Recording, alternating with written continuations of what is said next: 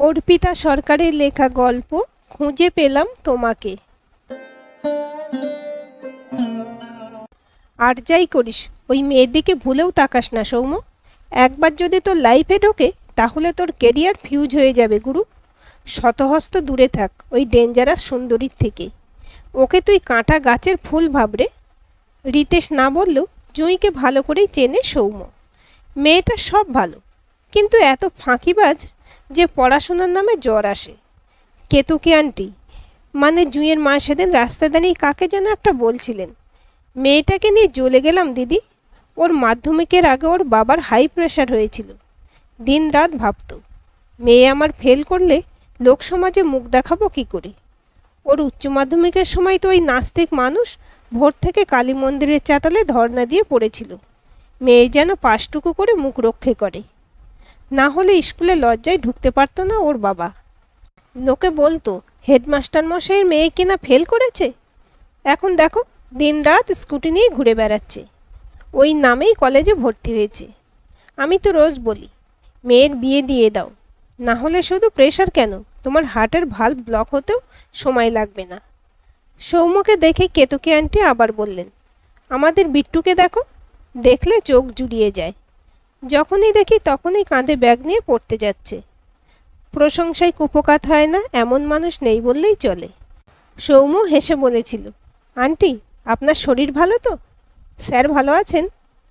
কেতকী aunty আবার নাক টেনে একই সুরে বলেছিল, আর ভালো, তোদের স্যার তো ওই এক মেয়ের চিন্তা করেই দেহ রাখবেন রে। জুঁইয়ের বাবা বিতান বসু হাই স্কুলের হেডমাস্টার মশাই, কেমিস্ট্রির শিক্ষক। এ অঞ্চলে ওনার বেশ নাম ডাক আছে। এখন অবশ্য ওনাকে নিয়ে কম, ওনার মেয়েকে নিয়ে বেশি আলোচনা হয়। সকলের মুখেই এক কথা, কি বাবার কি মেয়ে। মাধ্যমিক উচ্চ মাধ্যমিকে কোনো মতে পাশ করে কলেজে ঢুকেই এক্সট্রা পাখনা লাগিয়েছে জুঁই। দিনরাত যেন উড়ে বেড়াচ্ছে। মাস্টারমশাইকে দেখলে খারাপ লাগে।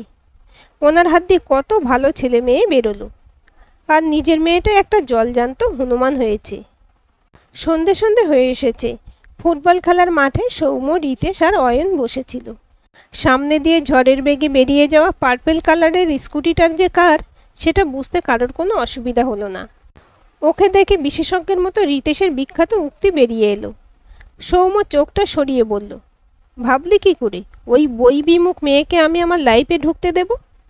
যদিও বলার সময় গত বছর সরস্বতী পুজোর দিন দেখা জুঁইয়ের হালকা গোলাপি ঢাকাই পরা মুখটা মনে পড়ে বুকে রক্ত একটু হলেও ছলকে উঠল ওর। অয়ন বরাবরই একটু চুপচাপ, কিন্তু ওর নেটওয়ার্ক খুব ভালো, তাই ও যেটা বলে তার সত্যতা নিয়ে কোনো প্রশ্নই চলে না। অয়নই বলল, এত সুন্দরী অথচ এখনও কারোর প্রেমে পড়েনি কিন্তু। এই তো সেদিন আমাদের পাড়ার ভলিবল প্লেয়ার সুমনদা জুঁইকে প্রপোজ করেছিল।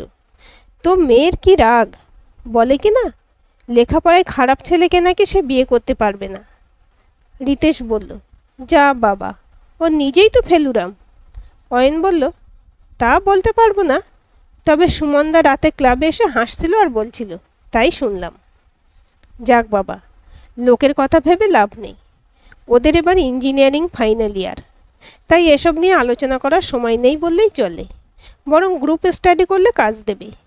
বিশেষ করে সৌম্য ব্যানার্জির উপরে শুধু ওর বাবা মা নয়, গোটা কলোনির একটা আলাদা এক্সপেকটেশন আছে। কারণ সৌম্যের প্রতিটা রেজাল্ট লোককে গর্ব করে বলার মতোই। এমনকি জয়েন্টও প্রথমের দিকেই র্যাঙ্ক করেছিল, তাই এক চান্সে ভালো ইঞ্জিনিয়ারিং কলেজে পড়ার চান্স পেয়ে গিয়েছিল। বাড়ি ঢুকতে মা গম্ভীর গলায় বলল, বিট্টু এই কয়েকটা মাস একটু মন দিয়ে পড়াশোনাটা কর। বিকেলের ওই মাঠের আড্ডাটা না হয় কয়েকদিন বন্ধ থাক। আমার কলিগরা সকলেই বলেন, তোমার ছেলে তো ক্যাম্পাসিংয়েই দারুণ কিছু পাবে। তোর কাছে তো বেশ কিছু ভালো কোম্পানির অফারও এসেছিল 4th ইয়ারের প্রথমেই। মান সম্মানটুকু রাখিস, শেষে যেন বিতানবাবুর মতো আমারও সম্মান নিয়ে টানাটানি না হয়। সৌম্যের মা একটা নামী গার্লস স্কুলের শিক্ষিকা, ছেলেকেও নিজের মতো করেই বড় করেছেন। সৌম্য ছোট থেকে মায়ের আদর্শে মানুষ হচ্ছে। বাবা তো বেশিরভাগ সময় কাজের সূত্রে বাইরেই থাকেন, মাসে হয়তো একবার আসেন। ব্যাঙ্গালোর থেকে রেগুলার রাতে ফোন করেই বাবা প্রথমে খোঁজ নেন সৌম্যের পড়াশোনাটা কেমন চলছে। এত বায়না করেও মায়ের কাছ থেকে সাইকেলের বেশি কিছু আদায় করতে পারেনি সৌম্য। উচ্চ মাধ্যমিকের পর একটা মোবাইল ফোন, ওদের কলেজে প্রায় বেশিরভাগ বন্ধুই বাইকে আসে। সৌম্য আজও বাসে চেপেই কলেজে যায়। টুকটাক যাওয়ার জন্য ওই সাইকেল আছে। মাঝে মাঝে খুব কষ্ট হয় ওর। ও তো মন দিয়েই পড়াশোনা করে, তবু কেন যে মা এত শাসন করে কে জানে। রিতেশ অয়ন পর্যন্ত ওর মাকে ভয় পায়। দক্ষিণের জানালাটা খুলে পড়তে বসলো সৌম্য। হঠাৎই একটা চিরকুট এসে গায়ে পড়ল। খুলতেই দেখলো লেখা রয়েছে, পড়ে পড়ে একদিন বুড়ো হবে তুমি, তারপর তোমার চুল পেকে যাবে, দাঁত পড়ে যাবে, তুমি লাঠি নিয়ে হাঁটবে, তখনও তুমি পড়েই যাবে। এত মোটা মাথা নিয়ে কী পড়ো বলো তো? আমার তো পরীক্ষার আগে 3 দিন পড়লেই সব মুখস্থ হয়ে যায়। চিরকুট পড়া শেষ করে তাকাতেই দেখলো স্কুটির উপরে বসে পা দুলিয়ে দুলিয়ে কিছু একটা খাচ্ছে জুঁই, আর ওর দিকে তাকিয়ে হি হি করে হেসেই চলেছে। ওর হাসিটা দেখে রাগেই পিত্তি জ্বলে গেল সৌমের। বেশ জোরেই চেঁচিয়ে বলল, পরীক্ষার আগে 2 দিন পড়লেও এই 3rd ডিভিশনেই জুটবে, ফেলুরাম কোথাকারের। জুঁই জিভ ভেঙে স্কুটিতে স্টার্ট দিল। ওর ওই উড়ে যাওয়া দেখতে দেখতে অন্যমনস্ক হয়ে গিয়েছিল সৌম্য। হঠাৎই চোখের সামনে জানালাটা বন্ধ হতে দেখে চমকে উঠল। ধীর গলায় মা বলল, আমি এসিটা চালিয়ে দিচ্ছি। পড়ার সময় অন্যমনস্ক হওয়ার দোষেই যে রাস্তার ধারে দক্ষিণের জানালাটা বন্ধ হয়ে গেল সেটুকু বুঝতে দেরি হলো না সৌম্যের। কোনো মতে পায়ের নিচে চিরকুটটা চালান করেছে সৌম্য। যদি একবার মায়ের হাতে পড়ে ওটা, তাহলে কাল সকালে মা বিতানবাবুর বাড়িতে গিয়ে ওনাকে আর ওনার মেয়েকে অপমান করে আসবে, এ ব্যাপারে নিশ্চিত। মালিনী দেবী সব কিছুতেই ছাড় দিলেও ছেলের পড়াশোনা নিয়ে কোনো কম্প্রোমাইজ করবেন না। মা চলে যেতে চিঠিটা আর একবার পড়ল সৌম্য। এখন আর রাগ হচ্ছে না জুঁইয়ের উপর, বরং বেশ মজা লাগছিল। ও তো না হয় পড়াশোনা করতে করতে বুড়ো হয়ে যাবে বলে ভবিষ্যৎবাণী করেছে মেয়েটা, কিন্তু একবারও ভাবেনি যে পড়াশোনা না করেও কি ও খুকি থাকবে। ঠোঁটের কোণে আলগা হাসি রেখাটা ছুঁয়ে গেল সৌম্যকে। বাড়ির সামনের কৃষ্ণচূড়া গাছটা সব ফুল ফুটিয়ে দিয়ে শালঙ্করা হয়ে দাঁড়িয়ে আছে। কাঁচের জানালার ভিতর দিয়েও লাল রঙের আধিক্য স্পষ্ট হয়ে উঠেছে সৌম্যের চোখে। সেদিকে তাকিয়েই নিজেকে প্রশ্ন করল সৌম্য, আচ্ছা ও কেন জুঁইয়ের চিঠিটা আড়াল করলো মায়ের কাছ থেকে? কেন জুঁইকে মা অপমান করুক সেটা চাইছে না ও? তবে কি? রিতেশের সাবধানবাণী কানে বাজলো যেন, ওই মেয়ের দিকে ভুলেও তাকাস না সৌম্য, তোর ফিউচার ডুম হয়ে যাবে রে। মেয়েটা এমনিতে তো খারাপ নয়, কিন্তু কেন যে একটু ভালো করে পড়াশোনা করে না, আর সারাদিন কোথায় কোথায় ঘোরে কে জানে। স্যার তো একটু শাসন করতেও পারেন মেয়েকে। অবশ্য লোকে বলে স্যার নাকি কোনোভাবেই ওই মেয়েকে পড়তে বসাতে পারেন না। তোর গোটা সন্ধেটা যাবে ওই মেয়ের কথা ভেবে ভেবে। জোর করে নিজের পড়ায় মন দিল সৌম্য। তবু কেন যে আজ বারবার জুঁইয়ের ওই নোজ রিং পরে মুখটা ভেসে উঠছে বইয়ের পাতায়, সেটা কিছুতেই বুঝতে পারছে না সৌম্য। চূড়ান্ত বিরক্ত হয়ে জুঁইয়ের মুখ ভেসে ওঠা বেইমান বইটাকে দূরে সরিয়ে রেখে অন্য বই খুলে বসলো ও। সেখানে ওই বিচ্ছু মেয়েটি হানাদারি শুরু করলো। রিতেশ ঠিকই বলেছিল, বিকেলে ওই মেয়ের দিকে তাকানোটাই পাপ হয়ে গেছে সৌম্যর। তাছাড়া জুঁইকে তো আজ থেকে চেনে না সৌম্য। একই পাড়ার বাসিন্দা হিসেবে শুধু নয়, জুঁইয়ের বেশ কিছু দুষ্টুমির ভিকটিমও হয়েছিল ও নিজে। জুঁই সৌম্যের থেকে বছর 4-5 ছোট হবে, তাই ক্লাস 10-এ পড়ার সময় জুঁইকে ছোট মেয়ে বলে স্নেহ করেই একদিন বৃষ্টির মধ্যে টিউশন থেকে ফেরার পথে রাস্তায় নিজে সাইকেলে চাপিয়েছিল সৌম্য। কিছুটা আসার পরই পেছন ফিরে দেখেছিল কেরিয়ারে জুঁই নেই। সন্ধেবেলা বর্ষাকালে মেয়েটা কোথায় পড়ে গেল ভেবে ভিজে ভিজে ওকে খুঁজতে শুরু করেছিল সৌম্য। এমনিতেই ও ঠান্ডা লাগার ধাত, ভিজে জামায় বেশিক্ষণ থাকলে অবধারিত জ্বর আসবে কাল। তবু মেয়েটা রাস্তায় যেচে ও সাইকেলে চাপতে চেয়েছিল বলেই দায়িত্ব একটা থেকেই যায়। বৃষ্টিটা জোরে আসে পুরো ভিজে গিয়েছিল ও। তখনই খেয়াল করলো নীলচে ফ্রক পরা একটা মেয়ে বেমালুম মুখার্জি কাকাদের বাগান থেকে বেল ফুল তুলছে। তীব্র বৃষ্টিতে বোঝা যাচ্ছিল না, তবু কাছে গিয়ে বুঝলো ওটা জুঁই আপন মনে ভিজে ভিজে ফুল তুলছে। সৌম্য রেগে গিয়ে বলেছিল, তুমি যে আমার সাইকেলে চেপে বসলে তোমাকে বাড়ি পৌঁছে দিতে, তাহলে এখানে কি করছো? মেয়েটা ঠোঁট বেঁকিয়ে বলল, হাবলুরাম ভালো করে সাইকেলটাও চালাতে পারে না, পিছনের মানুষটা যে লাফিয়ে নেমে পড়েছে সেটাও বোঝে না। বোকার মতো খানিকক্ষণ তাকিয়ে থেকে সৌম্য বলেছিল, নেমে পড়লে কেন? জুঁই নিশ্চিন্ত মনে বলেছিল, এই যে এত ফুল দেখলাম বলে। জুঁই এমনই ব্যাককেলে বলেছিল কেতকী আন্টি, ওরাও নাকি সন্ধ্যে থেকে মেয়েকে খুঁজে বেড়াচ্ছিল। পার্ক থেকে কখন যে মায়ের চোখে ধুলো দিয়ে বেরিয়ে গিয়েছিল কেউ টের পায়নি। জুঁই সেই 5-6 থেকে মারাত্মক চঞ্চল, আর যত কূটবুদ্ধি ওর মাথাতেই বাসা বাঁধে। সেদিন রাতে সৌম্যের জ্বর এসেছিল। মা বারবার জিজ্ঞেস করেছিল সৌম্য বৃষ্টিতে ভিজেছিল কিনা। সৌম্য জ্বরের ঘোরেও বলেনি কার জন্য ও সেদিন ভিজেছিল। মায়ের বকুনি চুপচাপ সহ্য করেছিল, তবু জুঁইয়ের নামটা সামনে আসতে দেয়নি। আর একবারের অভিজ্ঞতাও আছে সৌম্যের। ওই মেয়ের পাল্লায় পড়ে হিমশিম খাওয়ার কথাটা আজও মনে আছে ওর। স্কুলে সরস্বতী পুজোয় দারুণ সেজে অঞ্জলি দিচ্ছিল জুঁই। সৌম্য কানের পাশে গিয়ে বলেছিল ঠাকুরকে ডাকো যেন মাধ্যমিকটা অন্তত পাশ করিয়ে দেন। আচমকা একঘর স্টুডেন্টদের সামনে জুঁই বলেছিল, হ্যাঁ ঠাকুরকে বলছিলাম আমার হবু বরের যেন অনেক বিদ্যে হয়। আমার ছেলে মেয়েদের তো সেই পড়াবে, তাই তার শিক্ষাটা খুব জরুরি। মেয়েরা সবাই হিহি করে হেসে উঠেছিল। দিদিমণির ছেলের বোকা বোকা মুখ দেখে মেয়েগুলোর হাসি থামতেই চায় না। কি কুক্ষণে যে মায়ের সাথে মায়ের স্কুলে পূজা দেখতে এসেছিল সেটা ভেবেই নিজের মাথায় চাঁটি মারতে ইচ্ছে করছিল। জুঁইয়ের শিক্ষায় শিক্ষিত দুটো মেয়ে বলল, হ্যাঁ রে জুঁই, মালিনী ম্যামের ছেলে বুঝি তোর?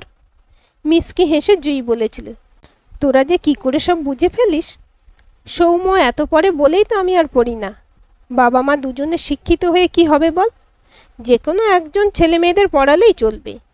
কান দুটো লাল হয়ে গিয়েছিল সৌম্যের। ছুটতে ছুটতে টিচার রুমে এসে মাকে বলেছিল, আমি এখনই বাড়ি যাব। মা ছাড়াও অন্যান্য শিক্ষিকারা জিজ্ঞাসা করেছিলেন, কেউ কি কিছু বলেছে সৌম্য? মেয়েরা কি খারাপ ব্যবহার করেছে তোমার সাথে?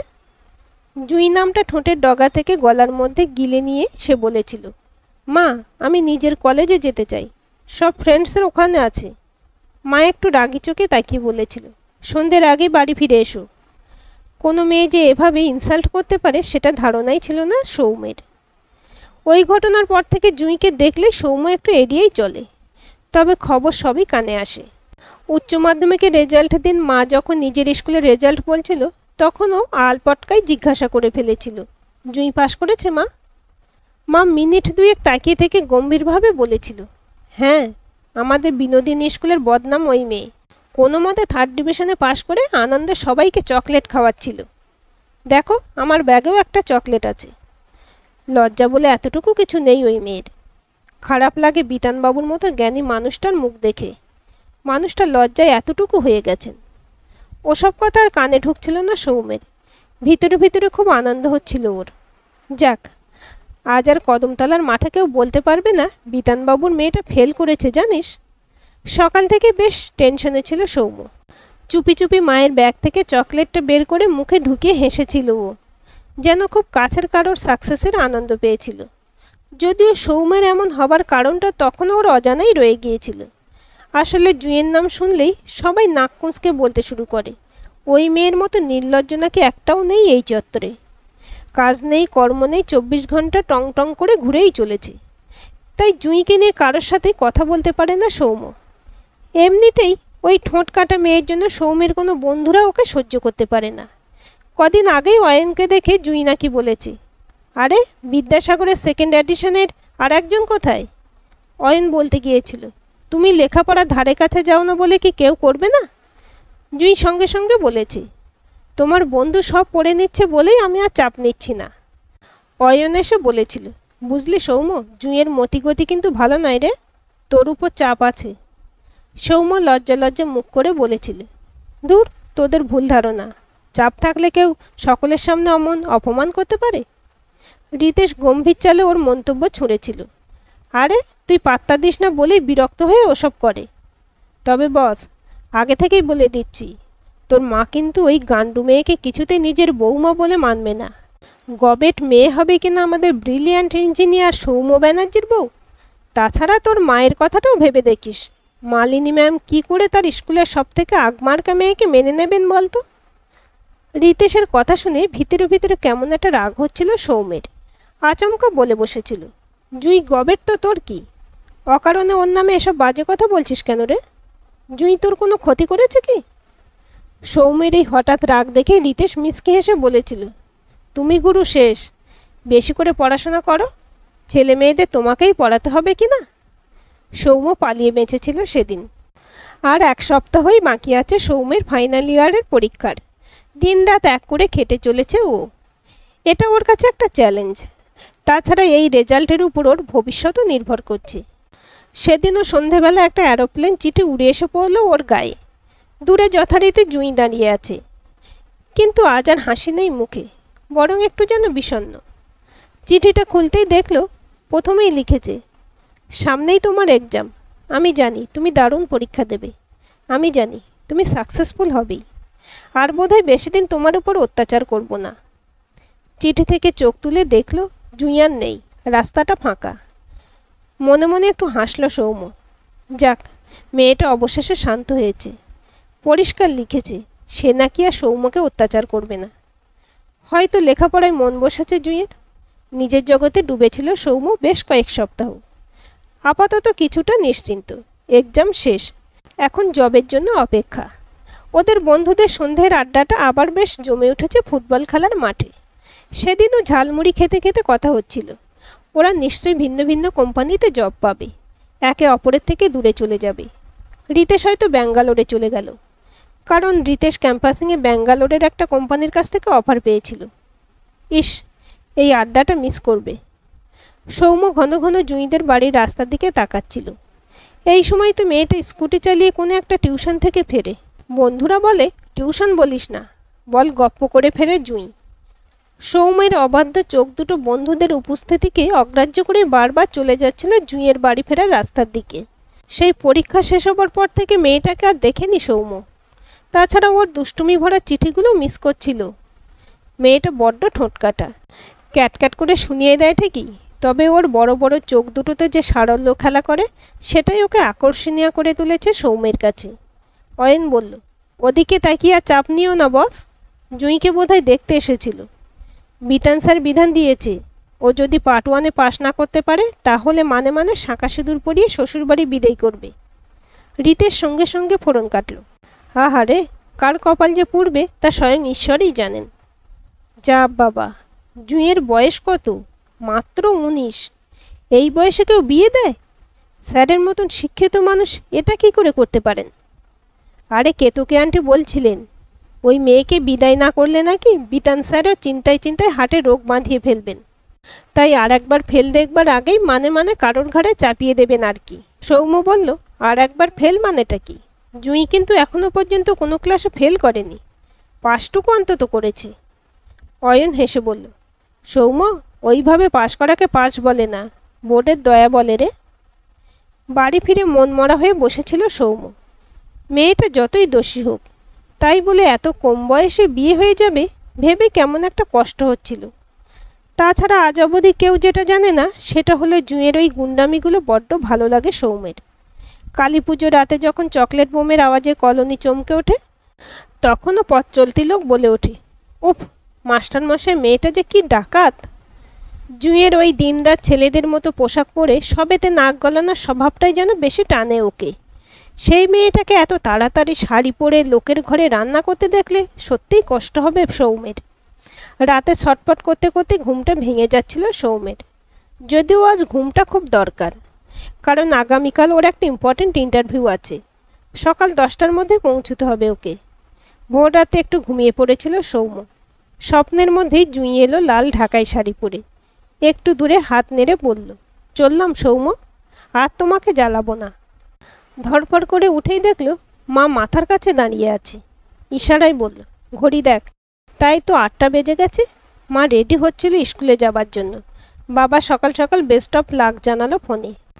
মা নিজে রেডি হওয়ার ফাঁকে ফাঁকে সৌম্যের ব্রেকফাস্ট রেডি করতে করতে বলল, তুই বরং আজ গাড়িতে করে চলে যা, আমি না হয় শ্যামল কাকুকে বলে দিচ্ছি। শ্যামল কাকু বহুদিনের পরিচিত ড্রাইভার। কিন্তু শ্যামল কাকুকে ফোন করেও পাওয়া গেল না। সৌম্য বলল, জাস্ট রিল্যাক্স মা, আমি ট্যাক্সি ধরে নেব মোড়ের মাথা থেকে। রাস্তায় বেরোতে বিপদের গন্ধ এসে নাকে লাগলো। কোনো এক ট্যাক্সি চালকের গায়ে হাত দিয়েছিল প্যাসেঞ্জার, তাই রাস্তা অবরোধ করে রেখেছে সমস্ত ট্যাক্সি চালকেরা। নিত্যযাত্রীদের চূড়ান্ত হয়রান অবস্থা। কিন্তু সৌম্যের হাতে মাত্র ঘণ্টাখানেক সময়, তার মধ্যে ওই অফিসে পৌঁছতে না পারলে আজকের ইন্টারভিউটা মিস হয়ে যাবে। পিছনে বাসের লম্বা লাইন, অটো চালকেরা বসে তাস খেলছিল। দেখেই বোঝা যাচ্ছে আজ কোথাও নড়বার ইচ্ছা নেই তাদের। মোড়ের মাথায় দাঁড়িয়ে এদিক ওদিক অসহায়ের মতো তাকাচ্ছিল সৌম্য। ঠিক সেই সময় কেউ কানের কাছে এসে বলল, এসো, কোথায় যাবে চলো পৌঁছে দিই। ডেনিম জিন্সের উপরে ক্রিম কালারের টপ, পায়ে স্নিকার, চোখে সানগ্লাস। প্রথমে একটু হকচকিয়ে গিয়েছিল সৌম্য, তারপরে বুঝল মেয়েটা আর কেউ নয়, বিখ্যাত জুঁই বসু। সৌম্য বলল, রাস্তায় জ্যাম দেখছো না? এর মধ্যে স্কুটিও চলবে না। জুঁই ফিচেল হেসে বলল, চিন্তা নেই, মালিনী ম্যামের গুড বয়কে আমি কিডন্যাপ করে নিয়ে যাব না। উফ, এই মেয়েটা কি কোনো কথা সোজাভাবেই বলতে পারে না। জুঁই কাঁধ ঝাঁকিয়ে বলল, দেখো গুরু, তোমার সামনে যখন সব রাস্তা বন্ধ, তুমি যখন ফিরে যাবে ভাবছো, তখন যদি একটা কচ্ছপও তোমাকে দ্রুত পৌঁছে দেবে বলে, তাহলে তোমাকে হেল্প নিতেই হবে। সৌম্য বলল, জ্ঞানের ঘর তো রীতিমতো টনটনে। আর কথা না বাড়িয়ে নিজেকে ওই বিচ্ছুর স্কুটিতে সমর্পণ করল সৌম্য। মেয়েটা লোকের বাড়ির গলি দিয়ে, কারোর বাগানের গেট খুলিয়ে কোনোভাবে পেরোলো এলাকার জ্যামটা। তারপর তো সৌম্য বুঝতেই পারছিল না ও রয়্যাল এনফিল্ডে বসে আছে নাকি টমটমি স্কুটিতে। কারণ এই মুহূর্তে জুঁই যে স্পিডে আশপাশের গাছপালাকে পিছনে ফেলে এগিয়ে চলেছে, এই স্পিড স্কুটিতে ওঠে বলে সৌম্যের জানা ছিল না। পাক্কা 15 মিনিট আগে সৌম্যকে ইন্টারভিউ অফিসের সামনে নামিয়ে দিয়ে পকেট থেকে রুমাল বের করে ঘাম মুছল জুঁই। সৌম্য থ্যাঙ্কস জানিয়ে ছুটছিল লিফটের দিকে। পিছন থেকে ওর হাতটা ধরে টানল জুঁই। হাতে একটা ছোট্ট চিরুনি নিয়ে বলল, চুলটা ঠিক করে দিই প্লিজ। এমন এলোমেলো চুলে কেউ ইন্টারভিউ দিতে যায়? সত্যি বড্ড ঘেঁটে গিয়েছিল সৌম্যের চুলগুলো। পাশে দাঁড়িয়ে থাকা গাড়ির আয়নায় দেখতে পেল ও। জুঁই আলতো করে ছোঁয়ালো চিরুনিটা। সৌম্যের গোটা শরীরটা সেকেন্ডের জন্য অবশ লাগছিল যেন। অদ্ভুত একটা ভালো লাগায় ভরে যাচ্ছিল মন। এমন উড়নচণ্ডী মেয়েও এত কেয়ারিং হতে পারে। চুল ঠিক করতে করতে সৌম্য বলল, আজ বিকেলে একটু দেখা করা সম্ভব হবে তোমার সাথে? ঘাড় নেড়ে জুঁই বলল, কোথায় জানিও, চলে যাব। কোনো মতে জুঁইয়ের ফোন নম্বরটা নিয়েই ছুটল সৌম্য। পিছন থেকে তখনও জুঁইয়ের বেস্ট অফ লাক ভেসে আসছিল। পকেট থেকে ফোন বের করতেই দেখল অন্তত গোটা কুড়ি মিস কল হয়ে গেছে মায়ের। মাকে একটা কল করে জানিয়ে দিল ও সেন্টারে পৌঁছেছে, পরে কল করে সব বলবে। ইন্টারভিউয়ের রেজাল্ট বেরোনোর আগে সৌম্য বুঝতে পারছিল জবটা ওর হবে। সেন্টার থেকে বেরিয়েই ফার্স্ট ফোনটা করলো জুঁইকে। বার দুয়েক বাজার পর বিরক্ত গলায় বলল, হ্যালো। সৌম্যের গলা পেয়ে উচ্ছ্বসিত হয়ে বলল, বলো কেমন হলো? অবশ্য আমি জানতাম তুমি পারবেই। স্বয়ং বিদ্যাসাগর মারা গিয়ে তুমি জন্মেছ। জুঁইয়ের কথার ঝাঁপি বন্ধ হবে বলে মনে হলো না সৌম্যের, তাই একটু চেঁচিয়েই বলল, ভালো হয়েছে, বিকালে মায়াকানন পার্কের সামনে থেকো।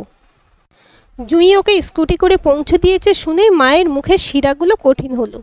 সেটা লক্ষ্য করেও সৌম্য বলল, আর জুঁই না থাকলে যে কি হতো। মা একটু বিরক্ত হয়েই বলল, ওকে একটা থ্যাঙ্কস জানিয়ে দিও। সৌম্যের তখন দৃষ্টিপথে একটাই দৃশ্যের পুনরাবৃত্তি চলছে। ওর হাত টেনে ধরে চিরুনি নিয়ে জুঁই বলছে, চুলটা ঠিক করে দিই প্লিজ। যা খামখেয়ালি মেয়ে, বিকেলে আসবে তো? ভেবে ভেবে বাকি সময়টা কাটিয়ে দিল সৌম্য। 5:30টার একটু আগেই পার্কের সামনে পৌঁছে গেল ও।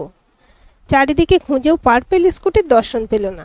প্রতিটা মুহূর্তকে এক একটা ঘন্টা মনে হচ্ছিল ওর। মিনিট 15 অপেক্ষার পর মহারানীর দেখা পাওয়া গেল। এসেই বলল, আমি কি দেরি করে ফেললাম? সৌম্য বলল, না, আমি আগে এসেছি।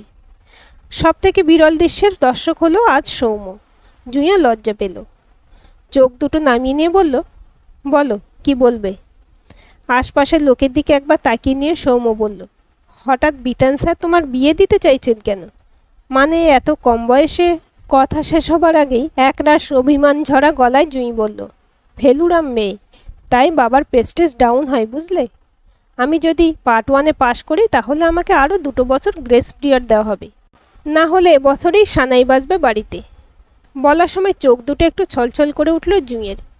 বলল, বাবার যখন ইচ্ছে আমাকে পর করেই দেবে, তখন তাই করুক। সৌম্য দ্রুতগামী গাড়িগুলোর দিকে চোখ রেখে বলল, কিন্তু তুমি পাশ করলে আমরা আরও 2 বছর বেশি সময় পাব। আমারও এস্টাবলিশ হবার জন্য 2 বছর এখনও চাই জুঁই। জুঁইয়ের মুখে এখন ডুব সূর্যের লালচে আভা। সৌম্য রিপিট করলো কথাটা, আমাকে আরও 2 বছর তুমি দেবে না জুঁই? কিন্তু মালিনী ম্যাম কি? মাকে রাজি করানোর দায়িত্বটা আমার উপরে ছেড়ে দিয়ে নিশ্চিন্তে পড়াশোনা করো। 2 বছর পরে যদি তোমার বাড়ির সানাইটা বাজে আর বরবেশে যদি আমাকে দেখো, তাহলে কি তোমার খুব অসুবিধা হবে জুঁই? বেশ খানিকক্ষণ চুপ করে থেকে জুঁই বলল, তোমাকে 2 বছর আমি দিলাম। রাতে খাওয়ার টেবিলে মায়ের সম্মুখীন হলো সৌম্য। খুব সাবধানে বলল, মা, আমি জুঁইকে ভালোবাসি। আকাশ থেকে পড়লেও বোধহয় এতটা চমকে উঠত না মালিনী দেবী। তার বিট্টু, তারই ছায়ে বড় হওয়া বিট্টু কিনা তারই চোখের দিকে তাকিয়ে ওই বুকে যাওয়া মেয়েটাকে ভালোবাসার কথা জানাচ্ছে। এর থেকে আশ্চর্যের আর কী বা হতে পারে। তবুও চমকের ধাক্কাটা সামলে নিয়ে মালিনী দেবী বললেন, লজ্জা করবে না?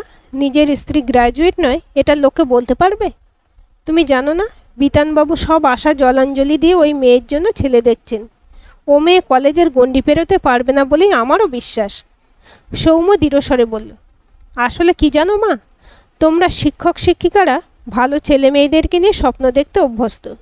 তারা তোমাদের স্কুলের নাম উজ্জ্বল করবে এই আশায় তাদের জন্যই তোমরা সবটুকু এনার্জি খরচ করো। আর মিডিওকারদের তোমরা তোর দ্বারা কিছু হবে না বলে বলে তাকে আরও পিছিয়ে দাও। বিতানবাবুও তাই করেছেন বাবা হিসেবে, আর তুমিও একই ট্রিটমেন্ট করেছো শিক্ষিকা হিসেবে। তাই জুঁইয়ের মনে বদ্ধপরিকর ধারণা জন্মে গেছে ও পারবে না।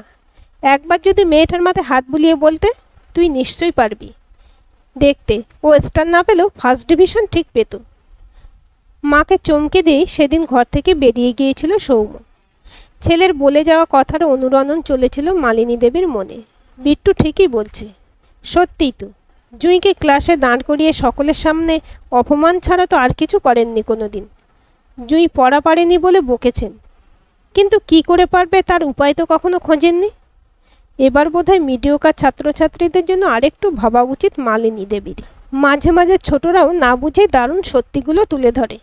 ছেলের কাছেও আজও নতুন করে শিখলেন তিনি। সৌম্য রোজ জুঁইকে ফোন করে জিজ্ঞেস করে, মনে রেখো তোমার পরীক্ষা আর মাত্র 1 মাস, আর মাত্র 15 দিন, মাত্র 7 দিন। দিনরাত টং টং করে ঘুরে বেড়ানো মেয়েটা এখন চুপচাপ বইয়ের পাতায় নিজের ভালোবাসাকে খুঁজে পেয়েছে। কালো কালো অক্ষরগুলো ওকে হাতছানি দিয়ে বলছে, জুঁই, পাশ করতে পারলেই তোকে সবাই ভালো বলবে, সৌম্যের স্বপ্ন পূরণ হবে। সৌম্যকে বন্ধুরা আর বলবে না জুঁইয়ের দিকে তাকাস না।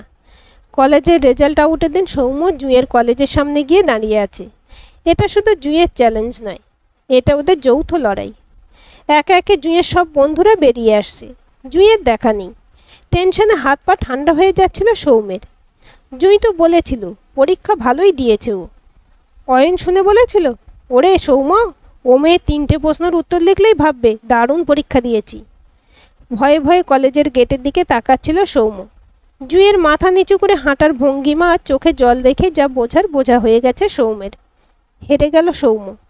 মায়ের সামনে, বিতান স্যারের সামনে চূড়ান্ত পরাজয় হলো ওর। কানের কাছে এসে জুঁই বলল, নাও, তোমাকে দিলাম আরও 4টে বছর। সৌম্য প্রায় চিৎকার করে উঠল, পাশ করেছ জুঁই? ঘাটটা ধীরে ধীরে নাড়িয়ে জুঁই বলল, পাশ নয়, ভালো রেজাল্ট হয়েছে আমার। প্রফেসরও বোধহয় চমকে গেছেন, তাই ওনাদের সাথে কথা বলতে গিয়ে একটু দেরি হলো। সৌম্য বলল, চলো জুঁই, তোমার হবু শাশুড়ি মাকে প্রণাম করে আসবে। জুঁই ঘাড় নেড়ে বলল, এখন না, 2 বছর পরে কলেজের গণ্ডি পেরিয়ে তারপর যাব। সৌম্য বলল, 2 বছর চেয়েছিলাম, 4 বছর কেন দিলে বুঝতে পারলাম না। জুঁই আলতো হেসে বলল, ভাবছি গ্র্যাজুয়েশন পর মাস্টার্সটাও করে নেব। তাহলে আর কেউ বলতে পারবে না সৌম্য ব্যানার্জি একটা অশিক্ষিত মেয়েকে বিয়ে করেছে। সৌম্য হাসতে হাসতে বলল, দেখেছো জুঁই, শুধু আমি নয়, তুমিও পারো, তুমিও পারবে। দূর থেকে গানটা ভেসে এলো ওদের দুজনের কানেই। আমার হিয়ার মাঝে লুকিয়েছিলে, দেখতে আমি পাইনি, তোমায় দেখতে আমি পাইনি। আজকের এই গল্পটি আপনাদের কেমন লাগলো কমেন্ট করে জানাবেন। ভালো লাগলে অবশ্যই একটা লাইক দেবেন আর চ্যানেলটি সাবস্ক্রাইব করে সাথে থাকবেন।